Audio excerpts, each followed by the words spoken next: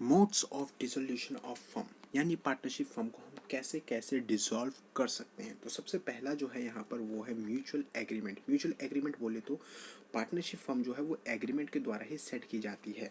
तो उसी तरीके से अगर सारे के सारे पार्टनर्स एग्री करते हैं कि हाँ हम पार्टनरशिप फर्म को डिसॉल्व करना चाहते हैं, तो पार्टनरशिप फर्म डिसॉल्व की जा सकती है। तो इसे कहते हैं हम लोग म्यूचुअल एग्रीमेंट।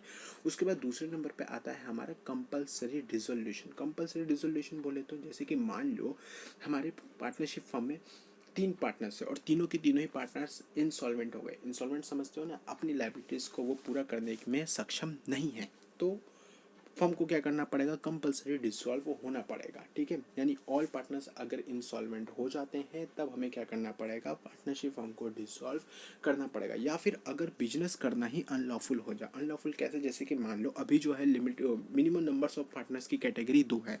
अब मान लो मिनिमम नंबर जो ऑफ पार्टनर है वो 2 है और हमारे हमारे पास एक बिजनेस है, बिजनेस फर्म है, पार्टनरशिप फर्म है जो जिसमें 2 पार्टनर्स काम करें। अब मान लो अगले दिन ही कानून पास हो जाता है कि मिनिमम नंबर्स ऑफ पार्टनर्स कितने होने चाहिए, अब 3 होने चाहिए। तो क्या अब वो बिजनेस कर सकते हैं? अब वो बिजनेस नहीं कर सकते, अब उनका बिजनेस जो है वो अनलॉफुल हो गया। तो इसे कहते हैं unlawful business.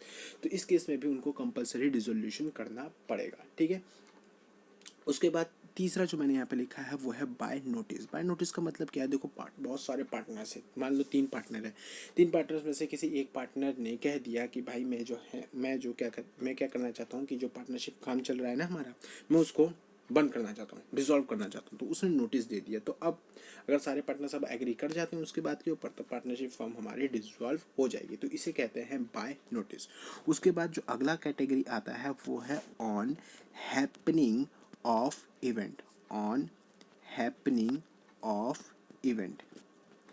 Happening of event, कोई इवेंट अगर कर जाए तब भी पार्टनरशिप फर्म हमारी जो है वो क्या क्या हो जाती है, डिसॉल्व हो जाती है। कौन सा इवेंट अगर अगर कर जाए तो, जैसे कि मान लो हमारे पास 3 पार्टनर है, 3 पार्टनर्स में से अगर एक पार्टनर की डेथ हो गई तो पार्टनरशिप फर्म को डिसॉल्व करना पड़ेगा। क्यों? अब तुम्हें लग रहा है कि 2 पार्टनर तो चला सकते हैं ना, मिनिमम नंबर तो 2 होने चाहिए। नहीं, ऐसा नहीं है। देखो पहले जब 3 पार्टनर थे तो प्रॉफिट शेयरिंग रेशियो कुछ चल रहा होगा, मान लो 1:1:1 चल रहा था। अब एक पार्टनर चला गया, मान लो ये आखिरी वाला चला गया, तो अब इसका शेयर किसको मिलेगा, इन दोनों को मिलेगा। अब ये दोनों लड़ाई करेंगे भाई कि नहीं भाई इसका पूरा हिस्सा मैं रखूंगा, और दूसरा कहेगा नहीं भाई इसका पूरा हिस्सा मैं रखूंगा। इंसान में लालच होता है ना। तो इन सब की लड़ाइयों से बचने के लिए सीधा सिंपल रखा है कानून को कि अगर पार्टनर्स हैं, एक भी पार्टनर की डेथ हो जाती है तो पार्टनरशिप फर्म को डिसॉल्व कर दो। हाँ, अगर तुम बिजनेस दोबारा कैरेज करना चाहते हो तो दोबारा से क्या कर लो, स्टार्ट कर लो और क्या एग्रीमेंट बनाओ। ठीक है, चलो बहुत बढ़िया। और भी ऐसे बहुत सारे इवेंट हो सकते हैं, जैसे कि मान लो पार्टनरशिप जो थी वो एक लिमिटेड पीरियड के लिए हमने बनाई थी, मतलब कोई काम करना था, हमें कोई वेंचर बनाया था, और अगर उसका टर्म हमारा पूरा हो जाता है, जितने समय के लिए पार्टनरशिप डीड बनाई थी, तो इवेंट हमारा कर गया भाई, काम हमारा पीरियड जो वो पूरा हो गया, तो पीरियड पूरा हो गया तो फिर भी हमें क्या करना पड़ेगा, पार्टनरशिप फर्म को डिसॉल्व करना पड़ेगा। और आखिरी जो है वो है डिसोल्यूशन बाय कोर्ट।